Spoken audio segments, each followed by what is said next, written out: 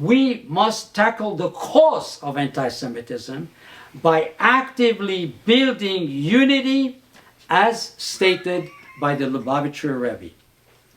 So I humbly appeal to Torah observant Jews who are earnest in their Avodat Hashem with the following rationale.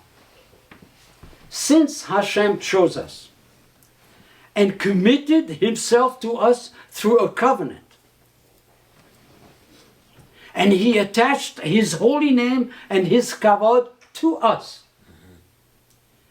his expectation that we live in harmony is a minimum expectation.